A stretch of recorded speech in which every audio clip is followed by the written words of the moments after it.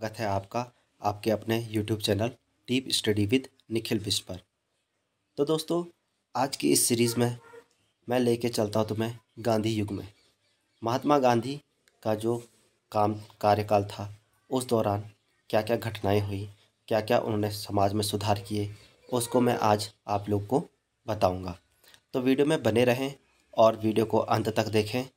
तो दोस्तों, चलिए बिना किसी देरी किए स्टार्ट करते हैं। गांधी युग 1919 से 1947। महात्मा गांधी का जन्म 2 अक्टूबर 1869 ईस्वी को गुजरात प्रांत के पोरबंदर नामक स्थान पर हुआ था। कब हुआ था? 2 अक्टूबर 1869 को। इनका वास्तविक नाम मोहनदास करमचंद गांधी था। इनके पिता का नाम करमचंद गांधी था तथा माता का नाम पुतलीबाई था। 13 वर्ष की आयु में इनका विवाह कस्तूरबा के साथ हुआ था। 1888 ईस्वी में कानून की शिक्षा प्राप्त करने के लिए ये इंग्लैंड गए और 1891 में इन्हें बैरिस्टर की डिग्री प्राप्त हुई। तो कब हुई? 1891 में बैरिस्टर की डिग्री प्राप्त हुई। इसके बाद इन्होंने राजकोट में वकालत प्रारंभ की। 1893 में एक गुजराती व्यापारी दादा अब्दुल्ला, इम्पोर्टेंट है, दादा अब्दुल्ला के मुकदमे की पैरवी के लिए दक्षिण अफ्रीका गए। जब वे डबरन से प्रिटोरिया रेलवे कोच के प्रथम श्रेणी के डब्बे में यात्रा कर रहे थे तो पीटर मेरिट्सबर्ग नामक स्टेशन पर एक अंग्रेज ने उन्हें जबरदस्ती प्रथम श्रेणी के डब्बे से उतार दिया। इस घटना से ने इन्हें नस्ल और रंग पक्षपात के बारे में सोचने के लिए प्रेरित किया। तो किस घटना ने किया? जब वो कहाँ जा रहे थे, यात्रा कर रहे थे डबरन से प्रिटोरिया और रेलवे स्टेशन के प्रथम कोच के डब्बे में कर रहे थे यात्रा, और पीटर मेरिट्सबर्ग नामक स्टेशन पर एक अंग्रेज ने उन्हें जबरदस्ती प्रथम श्रेणी के डब्बे से उतार दिया था। और इसके बाद इन्हें नस्ल और रंग पक्षपात, याद रखना, नस्ल और रंग पक्षपात के बारे में जब सोचा तो वो कब, कौन सी घटना थी? वो ये घटना थी। ठीक है, आगे बढ़ते हैं। इन्होंने दक्षिण अफ्रीका में भारतीयों के भेदभाव के खिलाफ लड़ने के लिए 1894 में नटाल इंडियन कांग्रेस की स्थापना की। तो किसकी स्थापना की? नटाल इंडियन कांग्रेस की स्थापना इन्होंने की। 1903 में गांधी जी ने दक्षिण अफ्रीका से इंडियन ओपिनियन नामक पत्र निकालना प्रारंभ किया। कौन सा इनका प्रथम समाचार पत्र था? Indian opinion. ये पत्र इन्होंने निकाला कहाँ से? दक्षिण अफ्रीका से। और कब? 1903 ईस्वी में। तो इम्पोर्टेंट हो जाता है। आगे बढ़ते हैं। 1904 ईस्वी में डबरन से 84 मील दूर फिनिक्स में आश्रम की स्थापना की।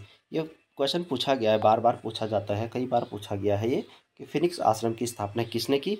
तो महात्मा गांधी ने। और कब की? तो 1904 में।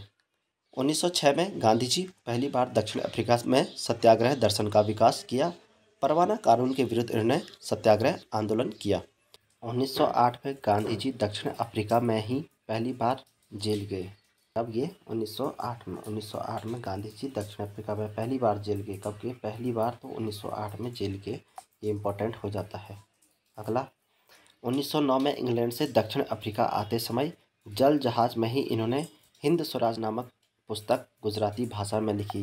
मोस्ट इम्पॉर्टेंट क्वेश्चन है, हिंद स्वराज पुस्तक किसने लिखी? तो महात्मा गांधी की। जो ये हिंद स्वराज पुस्तक थी ना, ये किस भाषा में लिखी गई? तो ये गुजराती भाषा में लिखी है।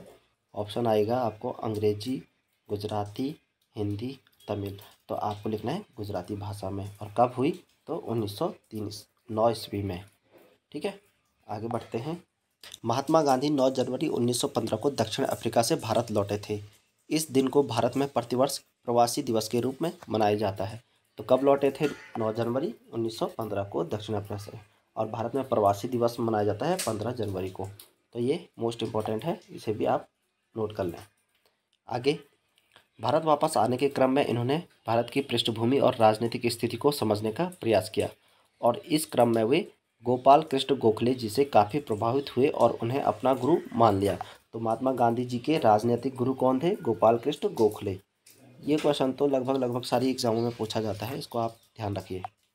अगला है, गांधी जी जब दक्षिण अफ्रीका से भारत वापस आए तो सबसे पहले उन्होंने गुजरात के अहमदाबाद में कोचरब आश्रम स्थापित किया।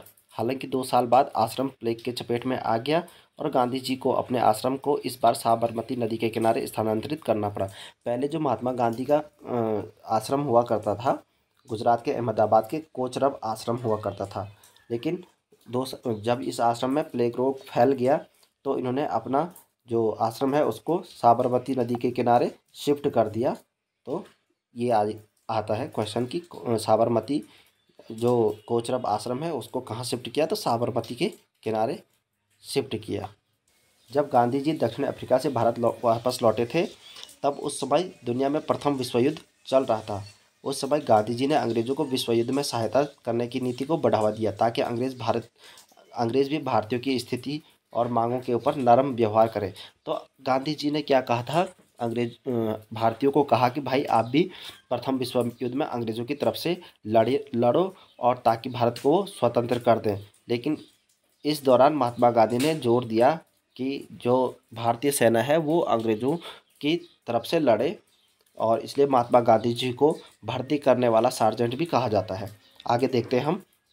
इस क्रम में गांधी जी ने भारतीयों को विश्व युद्ध में अंग्रेजों की मदद के लिए अंग्रेजी सेना में भर्ती होने का प्रोत्साहन दिया। अंग्रेजी सेना में भर्ती होने का प्रोत्साहन दिया।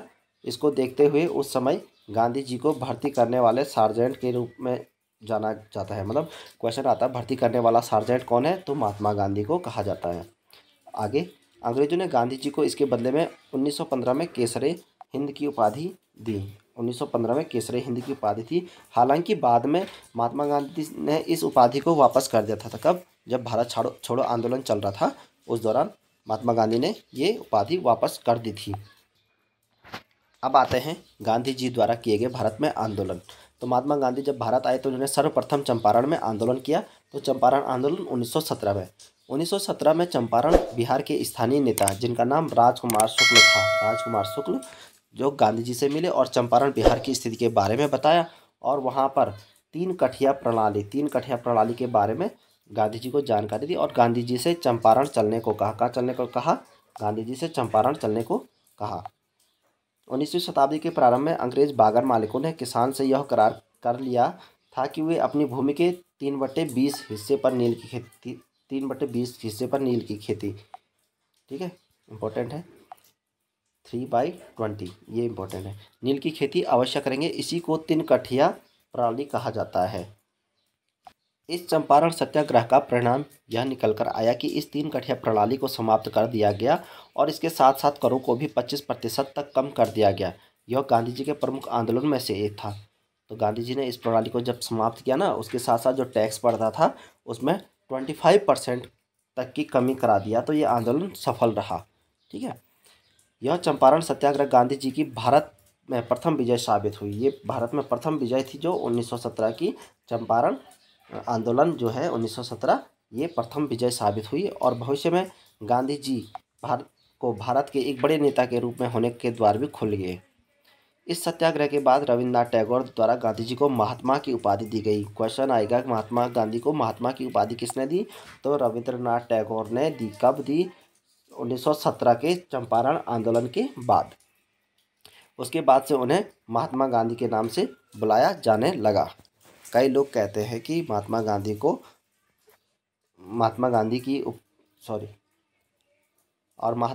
को बापूजी की उपाधि किसने दी थी? तो ये दी थी सुभाष चंद्र बोस जी ने। उसके बाद अगला आंदोलन था महात्मा गांधी जी का अहमदाबाद मिल मजदूर आंदोलन 1918 में। चंपारण सत्याग्रह के अगले साल 1918 में गांधी जी अहमदाबाद के कपड़ा मिल मजदूरों से मिले और उनकी समस्या को समझा। यहाँ का विवाद प्लेग एक बोनस को लेकर था। जब प्लेग की समाप्ति हुई तो मिल मालिक बोनस को समाप्त करना चाहते थे। मजदूरों ने इसका विरोध किया तथा गांधी जी ने मजदूरों को हड़ताल पर जाने को कहा और यह घोषणा की कि उन्हें 35% बोनस मिलना चाहिए, क्योंकि प्रथम विश्व युद्ध के कारण महंगाई काफ़ी बढ़ चुकी थी। गांधी जी अनशन पर बैठ गए। तब मिल मालिकों ने यह मामला न्यायाधिकरण को सौंपने का फैसला दिया। न्यायाधिकरण ने 35% बोनस देने का फैसला सुना। अब देखो, वो जो न्यायाधीश था उन्होंने भी ये फैसला दिया कि जो मजदूर हैं उनको 35% का बोनस मिलना चाहिए। यह और गांधी जी का यह सत्याग्रह भी सफल रहा। उसी साल वर्ष 1918 में खेड़ा आंदोलन। इसके बाद उसी वर्ष 1918 में ही गांधी जी खेड़ा गुजरात में हो रहे किसानों के साथ अत्याचार के विरुद्ध अंग्रेजों के यहाँ पर किसानों की फसलें नष्ट हो जाने के बाद भी उनसे करों की वसूली की जा रही थी। गांधी जी ने किसानों को लगान न देने के लिए कहा। इस मामले की जांच के बाद यह निष्कर्ष निकालना कि लगान माफ़ कर देना चाहिए। गांधी जी ने दक्षिण अफ्रीका में किए गए उनके कार्य को लेकर वे भारत में भी काफ़ी चर्चित थे और इन आंदोलनों में भी सफल होते पाए गए। वे भारत के बड़े नेता के रूप में देखे जाने लगे। गांधी जी बड़े नेता के रूप में देखे जाने लगे। अगला है रॉलेट एक्ट 1919 का।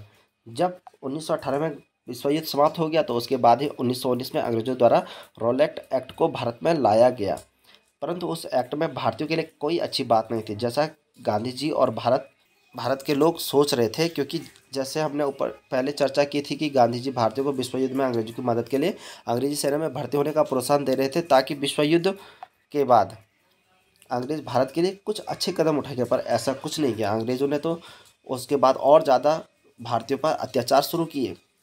तो ये जो आंदोलन था, रॉलेट एक्ट था, ये इसको बिना अपील, बिना वकील और बिना दलील का कानून करार दिया गया महात्मा गांधी जी की तरफ से। तो बिना अपील, बिना वकील और बिना दलील का कानून कौन था? तो ये था रॉलेट एक्ट। इसके बाद आता है जलियांवाला बाग नरसंहार 1919 का। जलियांवाला बाग नरसंहार। पंजाब के दो लोकप्रिय नेता थे, सत्यपाल और डॉक्टर सैफुद्दीन किचलू। इन दोनों की गिरफ्तारी के बाद जनता का आक्रोश तेज हो गया, कई जगह हिंसाएं हुई। अमृतसर शहर में 13 अप्रैल 1919 ईस्वी को शाम 5 बजे, ये डेट याद रखना, 13 अप्रैल 1919 को शाम के 5 बजे जलियांवाला बाग में विशाल सभा में रॉलेट एक्ट, डॉक्टर सत्यपाल आदि के बारे में भाषण चल रहा था कि वो उनको गिरफ्तार कर रखा है, तो उस पर एक भाषण दे रहे थे। तभी सैन्य अधिकारी ब्रिगेडियर जनरल रोगिनाल्ड डायर, इसका क्वेश्चन आता है, रोगिनाल्ड डायर, इसका पूरा नाम है, जनरल डायर को रोगिनाल्ड डायर इनका पूरा नाम था। तो इनकी फौज आ गई वहाँ पे, तो इन्होंने फौज पर गोली चलाने का आदेश, इन्होंने अपनी फौज को भीड़ पर गोली चलाने का आदेश दे दिया। इस घटनाकांड में लगभग 1500 लोग मारे गए। वैसे सरकारी आंकड़ों के अनुसार मारे गए लोगों की संख्या 379 और घायलों की संख्या 1200 बताई गई थी, लेकिन उसमें मारे गए थे 1500 लोग मारे गए थे। जलियांवाला बाग हत्याकांड के समय पंजाब प्रांत का lieutenant general governor Michael O'Dwyer था। कौन था उसका लेफ्टिनेंट गवर्नर उस पंजाब प्रांत का? ये था लेफ्टिनेंट माइकल ओ डायर था, जिसकी हत्या 1940 ईस्वी में उधम सिंह जी ने लंदन में कर दी थी। उधम सिंह जी जो थे वो उत्तराखंड के कुमाऊं मंडल के उधम सिंह नगर जिले से थे। तो उधम सिंह नगर से थे और इनके नाम पे ही उधम सिंह नगर उस ज़िले का नाम पड़ा। तो इन्होंने उनकी हत्या 1940 ईस्वी में कर दी थी। जलियांवाला बाग नरसंहार के समय भारत का वायसराय लॉर्ड चैम्सफोर्ड था। लॉर्ड चैम्सफोर्ड, क्वेश्चन आएगा कि जलियांवाला बाग नरसंहार के समय भारत का वायसराय कौन था? तो लॉर्ड चैम्सफोर्ड था। इनका कार्यकाल था 1916 से 1921। तो 1919 में जलियांवाला बाग हत्याकांड हुआ था। ब्रिटिश सरकार ने जलियांवाला बाग हत्याकांड की जांच हेतु हंटर कमेटी 1919 ईस्वी में जनरल जीसी हंटर की स्थापना की। मतलब हंटर कमेटी की स्थापना कब हुई? 1919 में। किसके लिए की? जलियांवाला बाग हत्याकांड की जांच के लिए की। ठीक है। उसके बाद अगला आंदोलन आता है खिलाफत आंदोलन 1919 से 1922 तक ये चला। उसके बाद आता है खिलाफत आंदोलन 1919 से 1922 तक ये चला था। उस समय तुर्की के खलीफा को सारे विश्व के मुस्लिमों का धार्मिक गुरु माना जाता था। कब? 1919 से 1922 का जो टाइम पीरियड था ना, उसको तुर्की का जो खलीफा था उसको पूरे विश्व के मुस्लिमों का धार्मिक गुरु माना जाता था और उनके ऊपर अंग्रेज़ों द्वारा बुरा व्यवहार किया जा रहा था और अंग्रेज़ों ने उनके साथ इस बुरे व्यवहार को लेकर भारत में मुस्लिमों ने अंग्रेज़ों के विरुद्ध खिलाफत आंदोलन को शुरू कर दिया। गांधी जी ने भी इस आंदोलन में सहयोग किया क्योंकि वे मुस्लिमों को भी भारत के अंग्रेज़ों के विरुद्ध राष्ट्रीय आंदोलन में जोड़ना चाहते थे। प्रारंभ में इस आंदोलन का नेतृत्व अली बंधु शौकत अली और मोहम्मद अली के द्वारा किया जा रहा था, परंतु बाद में इस खिलाफत आंदोलन का नेतृत्व गांधी जी को दे दिया गया था। इन सब घटनाओं को देखते हुए गांधी जी द्वारा अगस्त 1920 में असहयोग आंदोलन की शुरुआत करी गई थी और यह गांधी जी का प्रथम भारत में सबसे बड़ा आंदोलन था। कौन सा आंदोलन था? असहयोग आंदोलन। भारत में गांधी जी का सबसे बड़ा आंदोलन कौन सा था? तो असहयोग आंदोलन 1920 का। इसकी शुरुआत कब हुई थी? 1920 में। और ये भारत का महात्मा गांधी के आंदोलन में सबसे बड़ा आंदोलन था। असहयोग आंदोलन सर्वप्रथम ये क्वेश्चन पूछा जाता है, असहयोग आंदोलन कब हुआ, तो 1920 ईस्वी में। यह आंदोलन अहिंसक होना था, जिसमें भारतीयों को अपने खिताबों का त्याग करना था, मतलब जो भी खिताब मिले हैं, उपाधि मिली है, उसको त्याग करना था, ये आंदोलन था। सरकारी शिक्षण संस्थानों, सरकारी सेवा, विदेशी सामान और चुनावों का बहिष्कार करना था, और अंततः करों का भुगतान करने से इनकार करना था। गांधी जी ने भी अपनी केसरी हिंद की उपाधि त्याग दी। गांधी जी को जो 1915 में केसरी हिंद की उपाधि दी थी ना, प्रथम विश्व युद्ध के दौरान, जब महात्मा गांधी ने भारत के लोगों को बोला कि भाई फौज में भर्ती हो जाओ, ब्रिटिश सेना की फौज में भर्ती हो जाओ, और तो उस टाइम पे उनको केसरी हिंद की उपाधि दी गई थी। तो गांधी जी ने असहयोग आंदोलन के दौरान अपनी उपाधि का त्याग कर दिया था। ठीक है, अगला आंदोलन है गांधी जी का चौरा चौरी कांड। ये था 5 फरवरी 1922 को। चौरा चौरी कांड कब हुआ था? 5 फरवरी 1922 को। ठीक है, 5 फरवरी 1922 को गोरखपुर जिले में चौरी चौरा में किसानों ने के एक जुलूस पर पुलिस वालों द्वारा। इसके बाद गांधी जी का अगला आंदोलन आता है चौरी चौरा कांड, जो कि 5 फरवरी 1922 ईस्वी को स्टार्ट हुआ था। 5 फरवरी 1922 को गोरखपुर जिले में चौरी चौरा के किसानों के एक जुलूस पर पुलिस वालों द्वारा गोली चलाने पर भीड़ ने थाने को जला दिया था, जिसमें 22 पुलिसकर्मी मारे गए थे। पुलिसकर्मी मारे गए 22। ठीक है, इस घटना के बाद गांधी जी ने इस असहयोग आंदोलन को हिंसात्मक होते हुए देख इसको समाप्त करने का निर्णय लिया। परंतु इस असहयोग आंदोलन को समाप्त करने के फैसले की आलोचना बहुत भारतीय नेताओं ने की थी। जैसे सुभाष चंद्र बोस द्वारा इस फैसले को राष्ट्रीय संकट कहा गया था। राष्ट्रीय संकट याद रखना, राष्ट्रीय संकट किस सुभाष चंद्र बोस द्वारा राष्ट्रीय संकट किस आंदोलन को कहा गया था? जब महात्मा गांधी ने अपने असहयोग आंदोलन को समाप्त करने का फैसला किया। ठीक है, इसके साथ कई नेता जैसे चित्तरंजन दास, लाला लाजपत राय, मोतीलाल नेहरू आदि ने इस असहयोग आंदोलन को समाप्त करने के फैसले की आलोचना की थी, परंतु गांधी जी अपने इस फैसले पर डटे रहे और बाद में सबने इस फैसले को स्वीकार कर लिया था। 1923 ईस्वी में महात्मा गांधी ने स्वराज पार्टी की स्थापना की।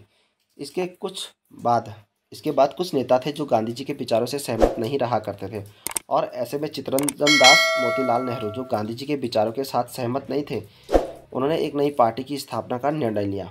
जब महात्मा गांधी ने असहयोग आंदोलन को समाप्त करने की घोषणा की, तो उसके बाद भारत में कुछ ऐसे नेता थे जो गांधी जी के विचारों से सहमत नहीं थे। उनमें मुख्य रूप से थे चित्तरंजन दास और मोतीलाल नेहरू। ठीक है, इन्होंने क्या किया कि गांधी जी से जब ये सहमत नहीं थे, तो इन्होंने एक नई पार्टी बनाई, जिस पार्टी का नाम इन्होंने रखा स्वराज पार्टी। ये 1923 में बनी। तो इस क्रम में चित्तरंजन दास और मोतीलाल नेहरू ने इलाहाबाद में मार्च 1923 में स्वराज पार्टी की स्थापना कर दी। स्वराज पार्टी की स्थापना कब हुई? तो मार्च 1923 में स्वराज पार्टी की स्थापना हुई। मोस्ट इम्पॉर्टेंट है, इसको आप नोट कर लें। अगला आता है साइमन कमीशन 1928 में। ठीक है, साइमन कमीशन 1928 में संवैधानिक सुधार का अध्ययन करने के लिए भारत आया था। भारतीय संवैधानिक सुधारों को देखने के लिए साइमन कमीशन की नियुक्ति की गई थी। जो भारत में संवैधानिक सुधार थे ना, उसके लिए संवैधानिक सुधार के लिए एक दल आया था इंग्लैंड से भारत में, साइमन कमीशन। क्योंकि इस जो साइमन कमीशन था, इसका नेतृत्व जो कर रहा था वो था सर जॉन साइमन। तो सर जॉन साइमन इसका नेतृत्व कर रहा था, ये लीडर थे, तो इसलिए इस कमीशन का नाम साइमन कमीशन रखा गया, जिसमें 7 अंग्रेज सदस्य थे। कितने थे? 7 अंग्रेज सदस्य इसमें थे। चूँकि इसमें कोई भारतीय सदस्य नहीं था, इसमें साइमन कमीशन, अब भारतीय सदस्य नहीं था तो क्या होगा? इसका आलोचना होगी कि भाई ये जो कम सुधार के लिए आया है, तो ये तो अपने काम के लिए, अपने मतलब के लिए भारत आया है। इसमें तो भारतीय सदस्य एक भी नहीं था। तो भारतीयों ने इसे अपमान के रूप में देखा, क्योंकि उन्हें लगा कि कुछ अंग्रेज हमारे भाग्य का निर्धारण नहीं कर सकते हैं, इसलिए इस आयोग का बहिष्कार किया गया था। साइमन कमीशन 3 फरवरी 1928 को इंग्लैंड से मुंबई पहुंचा। ठीक है, 3 फरवरी डेट ये इम्पोर्टेंट है। इसका देशव्यापी हड़ताल हुआ, और जब कमीशन दिल्ली पहुंचा तो वहां इसे काले झंडे दिखाकर इसको नारा दिया गया कि साइमन कमीशन वापस जाओ। ये नारा किसने दिया? भारतीयों ने दिया। किसके विरोध में दिया? तो साइमन कमीशन के विरोध में दिया, क्योंकि इसमें भारतीय सदस्य ना के बराबर कोई भी नहीं था। साथ के साथ सदस्य अंग्रेज ही थे।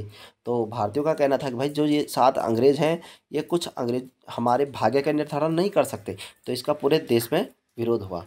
जब साइमन कमीशन लाहौर पहुंचा, लाहौर उस टाइम पे भारत का हिस्सा था, पाकिस्तान का शुरुआती में राजधानी रहा था लाहौर। तो लाहौर पहुंचा तो वहां पे लाला लाजपत राय के नेतृत्व में इसके खिलाफ प्रदर्शन किया गया, पर पुलिस के लाठीचार्ज के कारण ही कुछ दिनों बाद लाला जी की मृत्यु हो गई थी।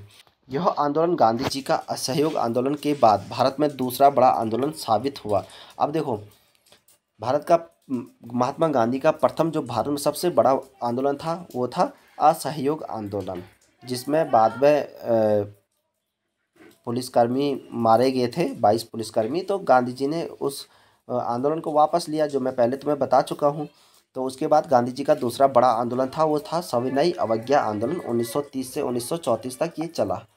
ठीक है, यह आंदोलन 1930 से 1934 तक चला था, परंतु कुछ कारणों की वजह से इस आंदोलन का समय काल के बीच में एक समय ऐसा था जिसमें यह आंदोलन नहीं चला था। इसका मतलब यह है कि 1930 से 1934 तक यह आंदोलन 2 चरणों में चला। पहला चरण जो इसका होता है वो 1930 से 1931 तक चलता है, और दूसरा चरण जो होता है 1932 से लेकर 1934 ईस्वी तक चलता है। ठीक है, सविनय अवज्ञा आंदोलन महात्मा गांधी द्वारा शुरू किया गया था। सविनय अवज्ञा आंदोलन भारतीय लोगों की मांगों को स्वीकार करने के लिए ब्रिटिश सरकार पर दबाव बनाने हेतु असहयोग आंदोलन का एक रूप था। मतलब जो सविनय अवज्ञा आंदोलन इन्होंने शुरू किया था वो भारतीयों की मांगों को पूरा करने के लिए ब्रिटिश सरकार पर दबाव बनाने के लिए एक आंदोलन था, जो भी असहयोग रूपी आंदोलन था। दांडी मार्च 12 मार्च 1930 से 6 अप्रैल 1930। दांडी मार्च का जो टाइम पीरियड है वो 12 मार्च से लेकर 6 अप्रैल 1930 ईस्वी तक का है। ठीक है, इसमें क्या होता है कि 1930 में गांधी जी उस समय 1930 में गांधी जी ने उस समय के भारत में वायसराय लॉर्ड इरविन के समक्ष, लॉर्ड इरविन है, ठीक है, याद रखना, वायसराय, ये था वायसराय लॉर्ड इरविन, इसके सामने 11 सूत्री मांगे रखी। और इन 11 सूत्री मांगों में भारतीयों को क्या करना है, कैद से छोड़ने, सेना का खर्च कम करने आदि की मांगे की कि भाई जो भारतीय आपने कैद कर रखे हैं उनको छोड़ो, और जो सेना है, ब्रिटिश सेना है, उसमें जो खर्च हो रहे हैं उनको कम करो। क्योंकि अंग्रेज़ों ने क्या किया कि अपने सेना में ही ज़्यादा खर्च किया और भारतीयों को कैद किया, जिनने आवाज़ उठी उनको कैद किया। तो इनकी मांग थी कि भाई तुम इनको छोड़ो और सेना में इतना मतलब बजट मत डालो, बल्कि देश विकास में डालो। लॉर्ड इरविन ने गांधी जी के इन 11 सूत्री मांगों के ऊपर कोई कदम नहीं उठाए थे, जिसके परिणाम स्वरूप उन्होंने इसके विरोध में आंदोलन करने का निर्णय लिया और दांडी मार्च की घोषणा कर दी। ठीक है, दांडी मार्च की घोषणा कर दी महात्मा गांधी जी ने। इसके बाद दांडी मार्च को गांधी जी द्वारा नमक कर के विरोध में चलाया गया था। दांडी मार्च क्योंकि नमक पर टैक्स देना पड़ रहा था, तो महात्मा गांधी ने कहा कि भाई टैक्स नहीं देंगे, नमक का कोई टैक्स नहीं देगा। और इसके साथ साथ सविनय अवज्ञा आंदोलन शुरू करने के लिए भी इस दांडी मार्च को चलाया गया था। अगला, यह दांडी मार्च 12 मार्च 1930 से शुरू हुआ। तो कब से शुरू हुआ? 12 मार्च 1930 से 6 अप्रैल 1930 तक चला था। यह दांडी मार्च गांधी जी द्वारा साबरमती आश्रम से लेकर दांडी, गुजरात में एक जगह पड़ती है, तो वहाँ तक चलाया गया। इसमें गांधी जी के साथ भारत के अलग अलग क्षेत्रों से कुल 78 सहयोगियों ने भाग लिया था और इसकी दूरी 241 मील की थी। इसमें 78 सहयोगियों ने भाग लिया था और हमारे उत्तराखंड से इसमें भैरव दत्त जोशी जी ने भाग लिया था। तो ये 241 मील की यात्रा थी। ठीक है, आगे बढ़ते हैं। शुरुआत में तो गांधी जी के साथ सिर्फ यह 78 सहयोगी ही दांडी मार्च के लिए निकले, परंतु दांडी पहुंचते पहुंचते बहुत सारे लोग इस दांडी मार्च से जुड़ते चले गए और यह संख्या लाखों में पहुंच गई थी। दांडी पहुंचकर गांधी जी द्वारा वहां नमक उठाकर इस नमक कर के कानून का विरोध किया गया और यह दांडी बहुत ज़्यादा प्रभावशील रहा था, जिसके बाद सुभाष चंद्र बोस ने इसकी तुलना मुसोलिनी और नेपोलियन की यात्रा से भी की थी। सुभाष चंद्र बोस ने किसकी तुलना की? दांडी यात्रा को मुसोलिनी और नेपोलियन की यात्रा से इसकी तुलना कर दी। ठीक है, इसके बाद आते हैं गोलमेज सम्मेलन 1930 और 32। गोलमेज सम्मेलन, प्रथम गोलमेज सम्मेलन। ठीक है, 3 गोलमेज सम्मेलन हुए थे ना, तो उनमें प्रथम हुआ था 1930 और 30 से 32 के बीच। तो 1930 से लेकर 1932 तक अंग्रेजों द्वारा कुछ सम्मेलनों का आयोजन ब्रिटेन में करवाया गया। ताकि भारत के विभिन्न दल उन सम्मेलनों में अपनी बातें उनके समक्ष रख सकें और इन्हें गोलमेज सम्मेलन का नाम दिया गया। गोलमेज सम्मेलन का नाम दिया गया। इस क्रम में 1930 से 1932 तक अंग्रेजों द्वारा 3 गोलमेज सम्मेलन हुए, ठीक है, जिसको ब्रिटेन में आयोजित किया गया है, जिसमें प्रतिवर्ष हर साल एक गोलमेज सम्मेलन हुआ करता था। गांधी जी ने केवल दूसरे गोलमेज सम्मेलन में भाग लिया। ये बहुत इंपॉर्टेंट है कि गांधी जी ने किस गोलमेज सम्मेलन में भाग लिया, तो दूसरे गोलमेज सम्मेलन में भाग लिया था, ठीक है। जो प्रथम गोलमेज सम्मेलन हुआ था उसमें गांधी और इरविन समझौता हुआ था, 1931 में हुआ था। इस सविनय अवज्ञा आंदोलन से लॉर्ड इरविन बहुत, जो ये सविनय अवज्ञा आंदोलन शुरू किया ना, इससे लॉर्ड इरविन को बहुत परेशानी हुई, जिसकी वजह से उन्होंने गांधी जी के साथ एक समझौता किया, जिस समझौते को गांधी इरविन समझौता के नाम से जाना जाता है। और यह समझौता 5 मार्च 1931 में है। गांधी इरविन समझौता 5 मार्च 1931 में हुआ। 5 मार्च है, ठीक है, 5 मार्च। पूना समझौता 1932। यह पूना पैक्ट गांधी जी और भीमराव अंबेडकर के बीच पूना क्षेत्र के यरवदा सेंट्रल जेल में हुआ था। यरवदा सेंट्रल जेल में कौन सा समझौता हुआ, तो वो हुआ पूना पैक्ट समझौता। कब हुआ, तो 1932 में। और किसके बीच हुआ, गांधी और भीमराव अंबेडकर जी के बीच में हुआ था। अगला 1942 ईस्वी में भारत छोड़ो आंदोलन की शुरुआत हुई। तो 1939 में दूसरे विश्व युद्ध की शुरुआत हो गई थी। दूसरा विश्व युद्ध शुरू हो गया था 1939 में, और अंग्रेजों की ओर से पूरी कोशिश की जा रही थी कि भारतीयों को पहले की ही तरह इस बार भी अंग्रेजी सेना में ज़्यादा से ज़्यादा भर्ती किए जाए और दूसरे विश्व युद्ध की लड़ाई के लिए भेजा जाए। बहुत सारे प्रतिनिधिमंडल भी भारत आए जो भारतीयों को अंग्रेजों को विश्व युद्ध में मदद करने का प्रोत्साहन दे रहे थे, परंतु जैसा धोखा अंग्रेजों ने प्रथम विश्व युद्ध के बाद भारतीयों के साथ किया था, वैसा धोखा वो इस बार भी नहीं कर सकते थे। और यह बात भारतीयों को इस बार समझ आ चुकी थी, और इस बार भारतीय लोग पूरी तरह से अंग्रेजों के इस दूसरे विश्व युद्ध में कोई मदद नहीं करना चाहते थे। इस क्रम में ब्रिटेन से क्रिप्स मिशन भी भारत आए। क्रिप्स मिशन ब्रिटेन से भारत आए, ठीक है, भारतीयों को मनाने के लिए। वे भारत में अपने कार्यों को लेकर पूर्णतः असफल रहे, क्योंकि अब भारतीयों को अपने हितों का अच्छे से ज्ञान हो गया था। और इस क्रिप्स मिशन के संबंध में गांधी जी द्वारा यह कहा गया था कि यह पोस्ट डेटेड चेक है। पोस्ट डेटेड चेक है, मतलब हिंदी में बोले पोस्ट डेटेड जो चेक को, तो उत्तर दिनांकित चेक। क्वेश्चन आएगा, उत्तर दिनांकित चेक महात्मा गांधी ने किसको कहा, तो महात्मा गांधी ने क्रिप्स मिशन को कहा, ठीक है। इसका जिसका बैंक डूबने वाला है, कहा ये ऐसा चेक है कि जिसका तो बैंक ही डूबने वाला है। किसके लिए कहा, क्रिप्स मिशन और ब्रिटेन जो भारत पर राज कर रहा था उसके लिए।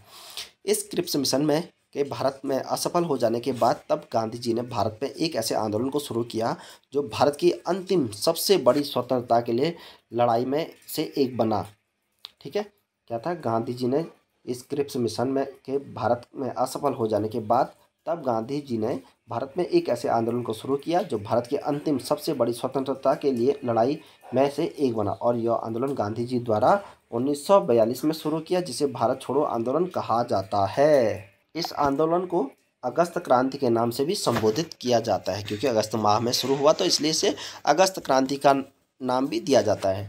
इसके बाद अंग्रेजों द्वारा ऑपरेशन जीरो आवर चलाया गया। ऑपरेशन जीरो आवर, ये मुझे याद है कि जब मैं एग्ज़ाम देता था तो उस टाइम बहुत बार ये क्वेश्चन पूछा गया था, ठीक है। तो ये भी इम्पोर्टेंट है मेरे हिसाब से, क्योंकि मैंने 2-3 एग्ज़ामों में ये क्वेश्चन मेरे आया हुआ है, तो आप भी इसको याद कर लें। जिसके तहत गांधी जी लगभग सारे बड़े नेताओं को गिरफ्तार कर लिया। अब गांधी जी भी गिरफ्तार हो गए और जितने भी बड़े नेता थे ना, उनको गिरफ्तार कर लिया गया था। गांधी जी को अंग्रेजों द्वारा गिरफ्तार करके आगा खां पैलेस में कैद कर लिया गया था। आगा खां पैलेस में इनको कैद कर लिया, और अंग्रेजों की ओर से पूरी कोशिश इस आंदोलन को दबाने की हो रही थी, परंतु इस आंदोलन के दूसरी पंक्ति के नेताओं ने अलग अलग क्षेत्रों से यह आंदोलन जारी रखा। इसके साथ साथ लोगों ने भी इस आंदोलन में खूब सहयोग किया था, और यह आंदोलन भारत के अंतिम सबसे बड़ी स्वतंत्रता संग्राम की लड़ाई में से एक बना। भारत की अंतिम सबसे ये आंदोलन भारत की के अंतिम सबसे बड़े स्वतंत्रता संग्राम की लड़ाई में से एक बन गया। कौन सा आंदोलन, ये भारत छोड़ो आंदोलन, ठीक है। 22 मार्च 1947 को ब्रिटिश भारत का 34वां एवं अंतिम governor general Lord Mountbatten Bharat आया, और लगभग 2 महीने की वार्ता के पश्चात लॉर्ड माउंटबेटन इस निष्कर्ष पर पहुंचा कि भारत का विभाजन अनिवार्य है। लॉर्ड माउंटबेटन की योजना के अनुसार भारत और पाकिस्तान दो अलग देश बना दिए गए।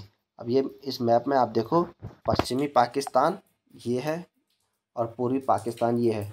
तो लॉर्ड जो थे माउंटबेटन, उन्होंने कहा कि भाई भारत का विभाजन बहुत ज़रूरी है, इसमें भारत और पाकिस्तान दो देश बनेंगे। तो इन्होंने एक देश पश्चिम में दे दिया और एक बांग्लादेश जो है उसको पूर्वी पाकिस्तान पहले कहते थे वो बना दिया। ठीक है। अंततः 30 जनवरी 1948 को बिड़ला हाउस में शाम की प्रातः के दौरान नाथूराम गोडसे ने महात्मा गांधी को गोली मार कर हत्या कर दी। नाथूराम गोडसे ने महात्मा गांधी की हत्या कब करी? 30 जनवरी 1948 को। तो ये था महात्मा गांधी से संबंधित फैक्ट। तो आई होप कि आप लोगों ने इसको अच्छे से स्टडी कर लिया होगा और इसको आगे एक बार आप ज़रूर नोट्स बनाकर लिखें तो आपको ज़्यादा आसानी से समझ में आएगा। अब इसके बाद हम चलते हैं कुछ क्वेश्चन आंसर पर। आप क्वेश्चन के आंसर दें और लगाएं, देखें कि आप कितने क्वेश्चन सही कर सकते हैं। तो बढ़ते हैं क्वेश्चन आंसरों की तरफ। आपके पास ये जो क्वेश्चन है ये कुछ पुराने क्वेश्चन पूछे गए हैं, तो उनसे रिलेटेड क्वेश्चन आप चेक कर लें। पहला क्वेश्चन है, महात्मा गांधी के राजनीतिक गुरु कौन थे? Option A Gopal Krishna Gokhale, option B न्यायमूर्ति Ranade, option C Dadabhai Naoroji, option D Firoz Shah Mehta. तो आपको बताया था कि महात्मा गांधी के राजनीतिक गुरु थे, कौन थे? गोपाल कृष्ण गोखले। ठीक है। अगला है, महात्मा गांधी ने सत्याग्रह क्रियाविधि सबसे पहले कहाँ प्रयुक्त की? महात्मा गांधी ने सत्याग्रह हुआ था वो कहाँ किया? तो सत्याग्रह सबसे पहले की उन्होंने चंपारण में। चंपारण में नीला आंदोलन हुआ था ना, वहाँ पे सत्याग्रह सबसे पहले महात्मा गांधी ने किया था। अगला है, असहयोग आंदोलन 1920 से 22 को क्यों निलंबित किया गया था? अब देखो, जो असहयोग आंदोलन था 1920 और 22 के बीच हुआ था, उसमें महात्मा गांधी ने इसको क्यों, मतलब इस आंदोलन को क्यों वापस ले लिया था? तो इसमें ऑप्शन है आपके पास, गांधी जी की अस्वस्थता के कारण, हिंदुओं और मुसलमानों के बीच मतभेद के कारण, नेतागणों के बीच मतभेद के कारण, चौरी चौरा में हुई हिंसक घटना के कारण। तो इसका राइट आंसर हो जाएगा चौरा चौरी में हुई हिंसक भीड़ के घटना के कारण, क्योंकि इसमें देखो पुलिसकर्मी मारे गए थे ना, 22 पुलिसकर्मी जो मैंने ऊपर बताया। तो इसी कारण से इस घटना को होने के बाद महात्मा गांधी ने अपना असहयोग आंदोलन को वापस ले लिया था। अगला है, नमक सत्याग्रह किस ईस्वी में प्रारंभ हुआ था? तो नमक सत्याग्रह महात्मा गांधी जी ने, वो हुआ था नमक सत्याग्रह महात्मा गांधी का 1930 में। ठीक है। अगला क्वेश्चन है, वर्ष 1919 में जलियांवाला बाग हत्याकांड कहाँ पर हुआ था? तो ये हुआ था आपके अमृतसर में। ठीक है, जलियांवाला बाग हत्याकांड। अगला क्वेश्चन है, भारत एवं पाकिस्तान का विभाजन किस योजना के तहत हुआ था? लास्ट में क्या था? माउंटबेटन योजना। माउंटबेटन ने कहा था ना भारत और पाकिस्तान का विभाजन होना, तो वो माउंटबेटन योजना के तहत भारत और पाकिस्तान का विभाजन हुआ था। अगला है, गांधी जी ने काला कानून किसे कहा था? तो ये कहा था गांधी जी ने रॉलेट एक्ट को काला कानून कहा था। अगला है, स्वराज पार्टी की स्थापना किस वर्ष हुई? तो जब महात्मा गांधी का असहयोग आंदोलन खत्म हुआ ना, तो उसके बाद क्या हुआ था कि जो महात्मा गांधी की विचारधाराओं से जो सहमत नहीं थे, उन्होंने अलग सा कानून बनाया ना, तो वही था 1923 वाला। ठीक है। अगला क्वेश्चन है, महात्मा गांधी ने हिंद स्वराज की रचना की थी जब वे क्या कर रहे थे? इंग्लैंड से भारत जहाज से यात्रा कर रहे थे? नहीं। साबरमती आश्रम में थे? बिल्कुल नहीं। जहाज से इंग्लैंड से दक्षिण अफ्रीका यात्रा कर रहे थे? बिल्कुल सही, ये आंसर होगा। ठीक है। अगला है, भारत छोड़ो आंदोलन कब प्रारंभ हुआ? तो ये कब हुआ मैंने आपको बताया था। इसका आंसर आप लोग कमेंट में दें। तो इस क्वेश्चन का आंसर आप लोग कमेंट में ज़रूर दें। और बाकी अगर आपको वीडियो अच्छी लगी तो वीडियो को लाइक करें, शेयर करें अपने दोस्तों के साथ, और अगर चैनल पर नए हैं तो चैनल को सब्सक्राइब करें, ताकि मैं आगे आपके लिए ऐसे ही नए नए वीडियो बना के लाऊँ। और आपको पढ़ाई में कोई डाउट हो तो आप मुझे कमेंट करें, मैं उसमें आपको आंसर दे दूँगा। बाकी आपका वीडियो देखने के लिए बहुत बहुत धन्यवाद। जय हिंद, जय भारत, जय उत्तराखंड।